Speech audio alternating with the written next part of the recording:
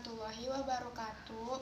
Perkenalkan, nama saya Rita Melia dari kelas 12 TP1. Saya ingin melakukan atau membuat video simulasi praktek pengelasan pipa posisi 5G dengan teknik las busur manual atau SMAW.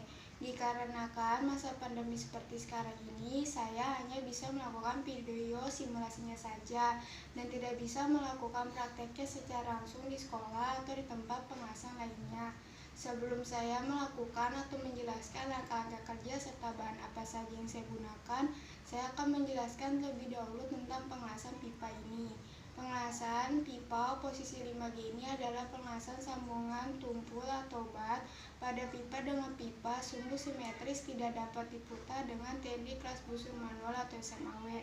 Selanjutnya saya akan jelaskan alat dan bahan yang saya gunakan.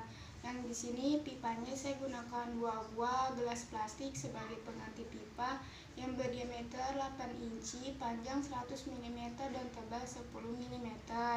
Untuk elektrodanya saya menggunakan 2 pulpen.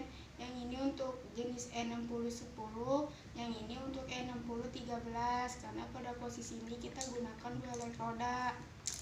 Untuk alat bantunya, saya gunakan mainan sebagai kikir. Saya gunakan penggaris sebagai palu, terus sisir sebagai sikat baja. Selanjutnya saya akan jelaskan langkah-langkahnya. Yang pertama itu seperti biasa ya, sebelum kita melakukan pengelasan atau apapun itu, kita diwajibkan harus memakai alat pelindung diri seperti wear pack, sarung tangan, sarung lengan, sepatu safety, kacamata las, apron untuk melindungi diri kita agar tidak terjadi kecelakaan pada saat mengelas. Anggap saja saya sudah memakai itu semua karena saya tidak punya alat pelindung diri itu satu persatu. Saya hanya mempunyai wear pack yang saya pakai sekarang ini. Terus kita siapkan alat utama, alat bantu yang tadi saya sudah jelaskan. Terus kita kikir nih pinggiran-pinggirannya, barangkali ada yang tajam akibat proses pemotongan. Dan nanti kita ngelas tuh kita nggak ketusuk tangannya atau nanti hasilnya bagus kayak gini pakai kikir sisinya yang habis pemotongan tadi. Nah, setelah itu tuh kita bentuk bendanya. Ingat ya, pipanya harus sudah dibepel 30-35 derajat. Root pace-nya 1,5 mm, root gap-nya 2 mm seperti ini.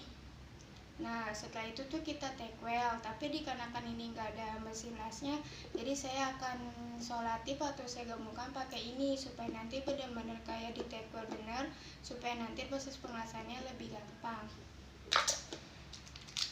Nah, ini anggap aja sudah saya take well atau saya gabungkan. Setelah itu kita ngelas jalur pertama, ampernya itu sebesar 60-90. Dikarenakan ini penetrasi, jadi kita gunakan elektroda E6010 atau E6011. Saya di sini gunainnya E6010 misalnya. Ngelasnya itu dari bawah ke atas dengan pipa nggak boleh diputar, jadi kita yang harus berputar. Ngelasnya dari arah bawah ke atas. Untuk jalur pertama atau penetrasi lurus saja atau ditarik seperti ini.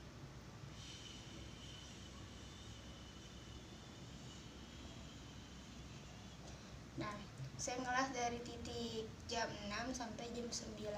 Take well-nya 4 titik ya, saya lupa, maaf untuk menjelaskan tadi. Setelah itu kita palu dulu, kita lihat hasilnya. Nah, jika hasilnya sudah maksimal, kita lanjutkan jalur kedua. Tapi jika belum, kita gerinda dulu biar nanti hasilnya lebih bagus. Anggap saja ini saya sudah sempurna atau sudah sesuai standar. Untuk jalur kedua, kita gunakan elektroda yang E6013 atau yang ini dengan kuat arus 70-120. Ini ayunannya setengah lingkaran.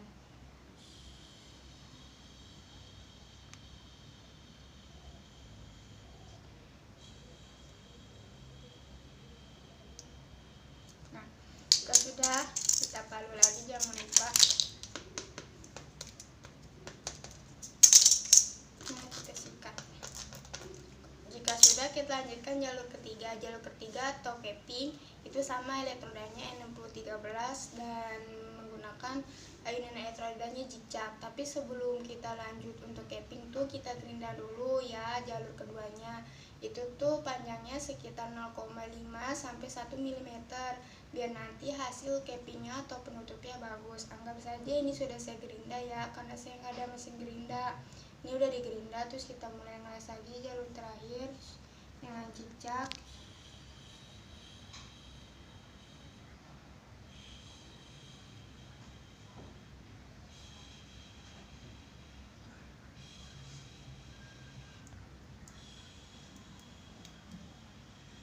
Nah, jika sudah baru ikat. Jika sudah selesai, kita diamkan. Jika kalian mengelas secara langsung, pastikan kalian koordinasi atau beritahu ke pembimbing apakah hasil kalian itu memuaskan atau tidak. Jika tidak, harus diulang. Karena ini saya tidak ada pembimbing, anggap saja pengelasan saya ini sesuai. Sekian dari saya, kurang lebihnya saya mohon maaf. Wassalamualaikum warahmatullahi wabarakatuh.